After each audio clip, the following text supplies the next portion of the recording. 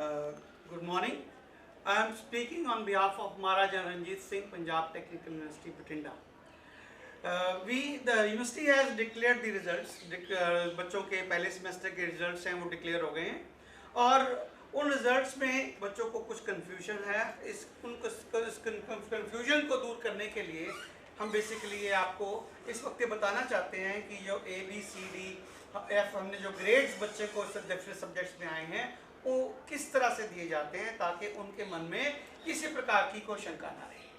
So first thing is let me tell you कि ये जो ग्रेडिंग सिस्टम है कि choice based credit based system लागू हुआ है 2016 से UGC की गाइडलाइंस के मुताबिक, और इस गाइडलाइंस में बच्चों को बजाय मार्क्स के बजाय ABCDE ग्रेड दिए जाते हैं। जैसे कि बहुत अच्छे अच्छे इंस्टीट्यूशन आप देखते हैं, जैसे IITs हैं, NITs हैं, थापर है, VIT विलौर है, बहुत अच्छे अच्छे इंस्टीट्यूशन। सभी जगह आपको क्रेडिट बेस्ड सिस्टम मिलेगा जहां पर बच्चों को मार्क्स की जगह पे ग्रेड्स दिए जाते हैं। अब ये ग्रेड्स क्यों दिए जाते हैं, उसका कारण क्या है? ग्रेड्स इसलिए दिए जाते हैं कि कई बार जो सब्जेक्ट है वो बहुत टफ होता है, उसमें बच्चों के मार्क्स नहीं आते, या कई सब्जेक्ट बहुत आसान होते हैं उनमें बच्चों के बहुत ज़्यादा मार्क्स आ जाते हैं, या चेकिंग करने वाला जो है, जो इवेल्युएटर है वो बहुत लिबरल चेकिंग करता है तो बहुत अच्छे मार्क्स आ जाते हैं, और या बहुत स्ट्रिक्ट चेक करता है तो बहुत कम नंबर आ जाते हैं। इससे बच्चों की असलियत में कितनी काबिलियत है, कैपेबिलिटी, वो जाहिर नहीं होती। पता नहीं चलता नंबर ऑफ मार्क्स से कि whether the student is good और नॉट गुड। तो इसलिए ये credit based choice based system जो है इसमें एक रिलेटिव मार्किंग जो है, रिलेटिव मार्किंग होती है। रिलेटिव मार्किंग में एक दूसरे से कौन बच्चों ने बहुत अच्छा परफॉर्म किया है, कौन बच्चों ने बहुत अच्छा परफॉर्म नहीं किया, इस वजह से इसके ऊपर हम बनाते हैं और ग्रेड्स दिए जाते हैं। ग्रेड्स कौन से दिए जाते हैं? लेट अस से grade is A+, A, B+, B, C, D, E and F। अब ये ग्रेडिंग सिस्टम में हमने ये ग्रेड्स इंट्रोड्यूस किए हैं। अब ये ग्रेड्स किस हिसाब से कैलकुलेट होते हैं?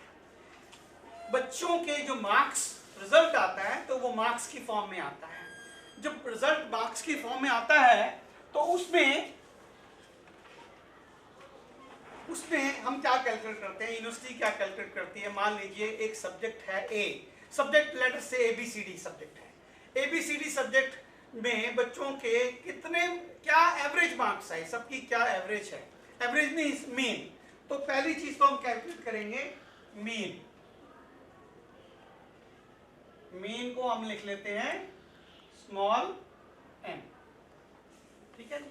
और फिर कैलकुलेट करेंगे कि बच्चों की मीन से कितनी दूरी है, यानी कि मीन से कितनी डेविएशन है, मीन से ऊपर है मार्क्स या मीन से कम है मार्क्स, तो उसको हम कहते हैं डेविएशन। हम उसको डेजिग्नेट कर लेते हैं D से। अब मीन और डेविएशन के बेसिस पर यह कैलकुलेट होता है कि बच्चा जो है वो एवरेज मार्क्स से कितना ज्यादा अच्छा है और एवरेज मार्क्स से कितने कम नंबर उसके आए हैं। तो A+ हम अगर देना हो तो किस तरह से देंगे? हम ये देखते हैं कि पहली बात बच्चे के 85%, हमें एक लाइन लगा लें ताकि थोड़ा पता लग जाएगा कि किस तरह से। तो पहले हम देखेंगे कि 85% मार्क्स जो है, ग्रेटर देन 85% मार्क्स हैं या नहीं है। अगर उसके 85% से ग्रेटर मार्क्स हैं तो कैलकुलेट होगा कि mean plus 1.5 times deviation. Mean plus 1.5 deviation से ज्यादा है या नहीं, ग्रेटर देन M+1.5D। अगर उसके M+1.5 डेविएशन की मीन प्लस 1.5 गुना डेविएशन से मार्क्स ज्यादा हैं और 85% से ज्यादा हैं, then he gets A+ grade. अब दूसरा है, अगर उसके मीन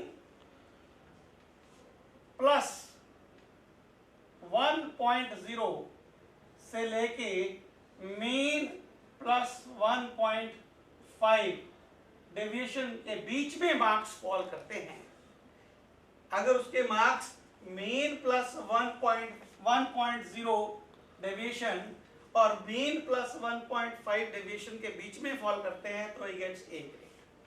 सिमिलरली अगर उसके मीन प्लस 0.5 डेविएशन से लेके मीन प्लस 1.0 डेविएशन तक मार्क्स फॉल करते हैं तो he gets B plus grade. Likewise अगर उसके marks mean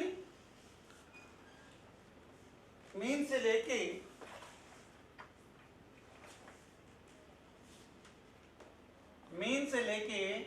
mean plus 0.5 deviation के बीच में मार्क्स फॉल करते हैं then he gets B grade. अगर उसके मार्क्स मीन प्लस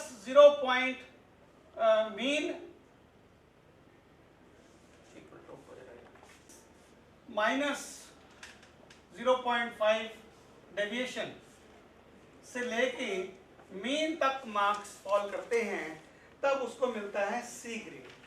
इसी तरह से अगर मीन माइनस 1.0 ऑफ डेविएशन से लेके मीन माइनस 0.5 डेविएशन के बीच में फॉल करते हैं then he gets a D grade.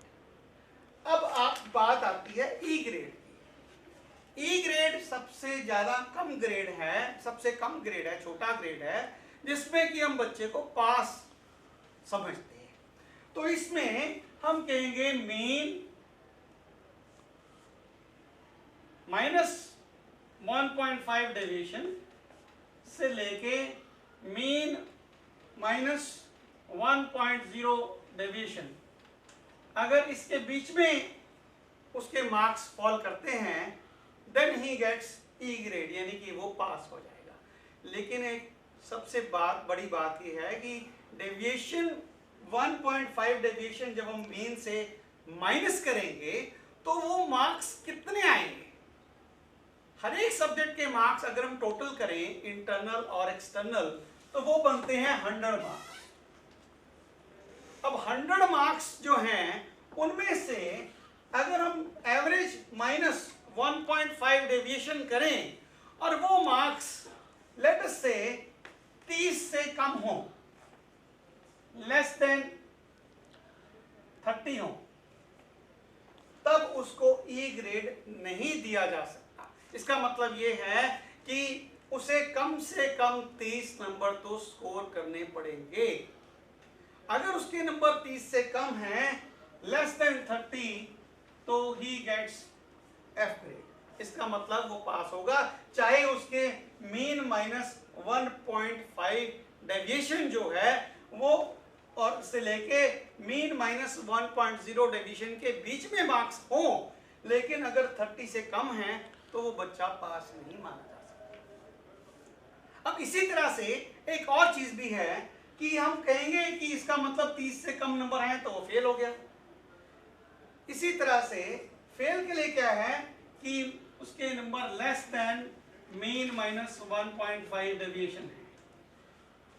अब हम दूसरी सिचुएशन को समझें। अगर मीन माइनस 1.5 डेविएशन मार्क्स बच्चों को बहुत ज्यादा दे दिए टीचर ने, सब्जेक्ट बहुत आसान था, तो उसके मार्क्स मीन माइनस 1.5 डेविएशन जो है लेट अस से ये बनता है मार्क्स 42। अगर मीन माइनस 1.5 डेविएशन 42 बनता है, इसका मतलब ये हुआ कि जिसके 42 से कम है वो फेल है, इसका मतलब 41 वाला फेल हो गया। पर ऐसा नहीं होगा। अगर 40 या उससे ज्यादा मार्क्स हैं तो ही गेट्स ई ग्रेड। इसका मतलब ई ग्रेड में इक्वल टू और ग्रेटर देन 40। अगर इक्वल टू और ग्रेटर देन 40 मार्क्स हैं तो ही गेट्स ई ग्रेड, चाहे उसकी मीन माइनस 1.5 डेविएशन से कम ही क्यों ना हो। जैसे कि आपको कह रहे हैं कि अगर मीन माइनस 1.5 डेविएशन से नीचे मार्क्स, चाहे उसके ये मार्क्स 30 से कम है तब तो पक्का फेल है, लेकिन अदरवाइज इसका मतलब है कि जो प्रॉब्लम आई, जो हम सोच रहे हैं वो है 30 और 40 के बीच नंबर आते हैं। क्या कौन से 30 और 40? यानी कि मीन माइनस 1.5 डेविएशन अगर ये 30 और 40 के बीच में आती है, मान लो ये वैल्यू जो है mean minus 1.5 deviation is equal to 36। अगर मीन माइनस 1.5 डेविएशन 36 है, इसका मतलब है 36 और 40 के बीच में तो वो ई ग्रेड मिलेगा। लेकिन अगर 36 से कम नंबर होंगे तो उसको एफ ग्रेड मिलेगा, यानी कि वो बच्चा फेल हो जाएगा, क्योंकि उसके मार्क्स मीन माइनस 1.5 डेविएशन से कम है। इसमें एक छोटी सी कंडीशन और है। अब हम बात कर रहे हैं कि ये 100 नंबरों के टोटल स्कोर के ऊपर ये सारा ग्रेडिंग सिस्टम है, तो इसका मतलब है 100 नंबर कौन से? 100 नंबर अगर हम थ्योरी मार्क्स की बात करें उसमें 40 इंटरनल और 60 एक्सटर्नल, और अगर हम प्रैक्टिकल की बात करें उसमें 60 इंटरनल और 40 एक्सटर्नल। पहले क्या होता था? पहले ये था कि इंटरनल और एक्सटर्नल दोनों में आपको 40% मार्क्स स्कोर करने पड़ते थे, यानी कि आप 40 में से 16 कम से कम इंटरनल में लीजिए, 60 में से कम 24 एक्सटर्नल में लीजिए, तभी आप थ्योरी में पास कर सकते। क्रेडिट बेस्ड सिस्टम में इंटरनल में आपको चाहे 40 में से 4 मार्क्स आए, चाहे 40 में से 40 मार्क्स आए, कोई भी पास का क्राइटेरिया नहीं है। लेकिन एक्सटर्नल के लिए एक छोटी सी कंडीशन लगाई गई है कि एक्सटर्नल एग्जामिनेशन में चाहे वो थ्योरी हो चाहे वो प्रैक्टिकल हो, आपको कम से कम 25%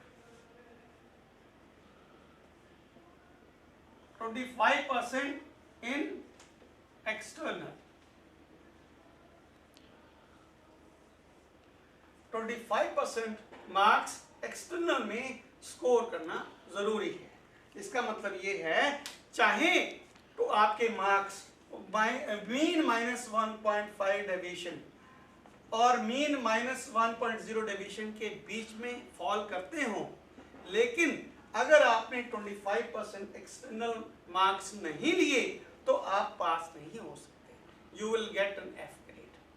तो ये हो सकता है कि किसी के टोटल मार्क्स 32 हो, लेट अस से किसी के मार्क्स हमारे ये जो 36 आई है, मान लो मीन माइनस 1.5 डेविएशन 36 है, हो सकता है किसी के 38 मार्क्स हो, वो कहे कि जी अगर मीन माइनस 1.5 डेविएशन 36 है, मेरे तो 38 मार्क्स हैं इसलिए मैं पास हूं, लेकिन हो सकता है वो फेल हो। क्यों? उसके एक्सटर्नल एग्जामिनेशन में 25% मार्क्स नहीं आए। तो इस वजह से ये सोचना कि मेरे 38 मार्क्स आए हैं मैं तो फेल हो गया और किसी के 36 आए हैं वो पास हो गया, यहां पर इस बात का कंफ्यूजन थोड़ा दूर हो जाए।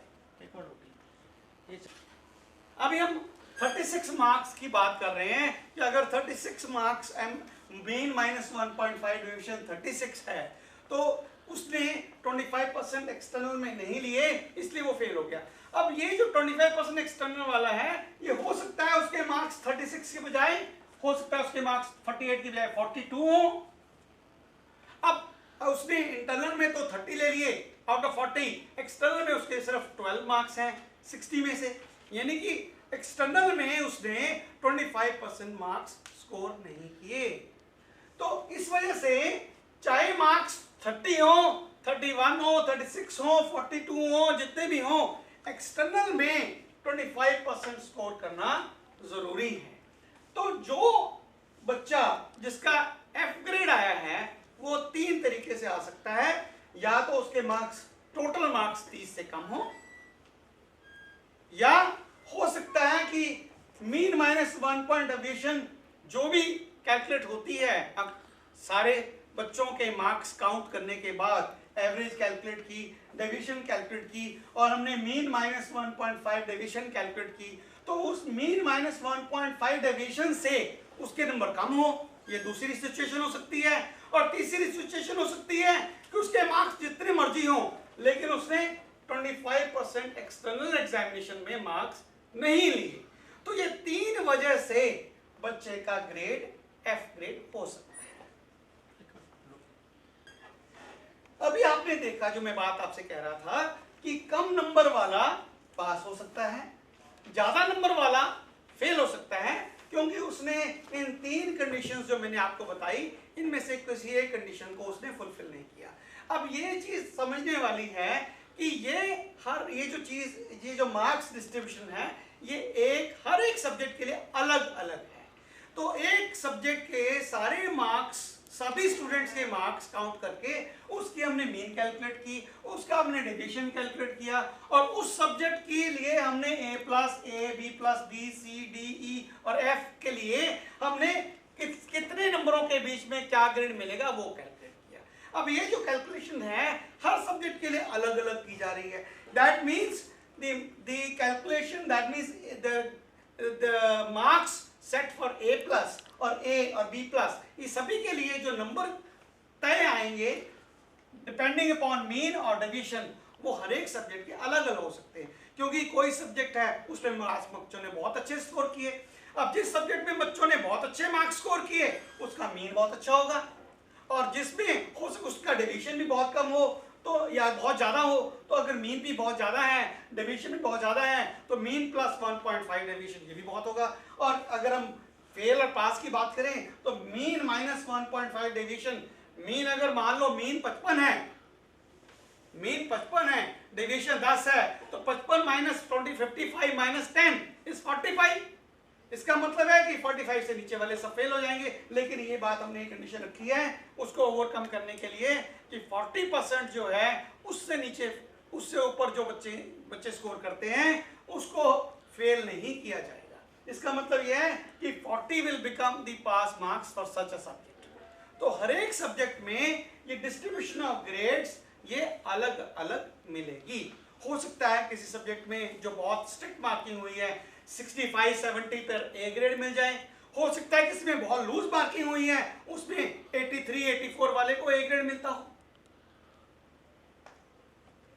अब एक और चीज जो हमने इस ग्रेडिंग सिस्टम में आपको नहीं बताई वो थी रीअपीयर। रीअपीयर जो है that comes only when you do not fulfill the criteria of attendance, that is 75% attendance। 75% attendance सभी जानते हैं ये कंपल्सरी है, अगर वो फुलफिल नहीं करते then the student is detained and for that he gets reappear, that is R grade। एक और चीज हम कहना चाहते हैं कि अगर बच्चे की reappear आती है तो वो ये मत समझे कि उसे सिर्फ एक्सटर्नल एग्जाम में अपीयर होना है। reappear का मतलब होता है appearing again in the examination in the subject, that means उसे वो सब्जेक्ट जो है वो दोबारा से उसमें अपीयर होना पड़ेगा, right from internal, complete internal to complete external. In case of अब ये फेल के लिए, जब फेल बंदे ने फेल से पास होना है, अगर किसी का एफ ग्रेड आता है it is same thing as reappear, that means वो फेल है उसको उस सब्जेक्ट में रीअपीयर, दोबारा से अपीयर होना पड़ेगा, जैसे कि किसी डिटेनी को करना पड़ता है। दैट मींस डिटेनी को तो ठीक है अगर अटेंडेंस कम है तो क्लासें लगानी पड़ेंगी, एफ वाले को क्लास नहीं लगानी पड़ेगी, लेकिन he has to appear in total internal examinations, चाहे वो इंटरनल टेस्ट एग्जाम्स हो, चाहे क्विज हो, चाहे उसके सेशनल क्या कहते हैं उसको हम असाइनमेंट्स हो, ट्यूटोरियल्स हो, वो सभी उसको करके देने पड़ेंगे। तो इंटरनल में भी उसको मार्क्स स्कोर करने पड़ेंगे और एक्सटर्नल में भी मार्क्स स्कोर करने पड़ेंगे अपने एफ ग्रेड से को, दैट मींस सब्जेक्ट को पास करने के लिए। तो ये सिस्टम जो है एक क्रेडिट बेस्ड सिस्टम ये इंट्रोड्यूस किया है MRS पंजाब टेक्निकल यूनिवर्सिटी ने, और इसमें आप देखिएगा कि बच्चों को काफ़ी राहत वैसे दी है कि पहले उनको 40% मार्क्स स्कोर करने पड़ते थे इंटरनल में, एक्सटर्नल में पास करने के लिए। अब वो पासिंग मार्क्स जो हैं वो 25% पे डाल दिए हैं, लेकिन और साथ में एक ये भी बात कर दी है कि इंटरनल में there is no detention of any kind, उसके मार्क्स चाहे 5 हो चाहे 15 हो 40 में से, तो कोई फर्क नहीं पड़ता। और लेकिन ग्रेड में जरूर फर्क पड़ेगा। अगर इंटरनल में मार्क्स कम हैं तो टोटल मार्क्स 100 में से कम हो जाएंगे, और 100 में से अगर टोटल मार्क्स कम हो जाएंगे तो मीन और स्टैंडर्ड डेविएशन के मुताबिक उसका ग्रेड भी लोअर हो जाएगा। तो ग्रेडिंग जो है एक्चुअली ये बताती है कि आपकी पोजीशन जो है, जो जिन बच्चों ने उस सब्जेक्ट के पेपर दिए थे उन सब बच्चों के कंपैरिजन में आपकी पोजीशन कहाँ पे है। आप मीन में हो यानी कि सी ग्रेड, या मीन से ऊपर हो, या मीन से नीचे।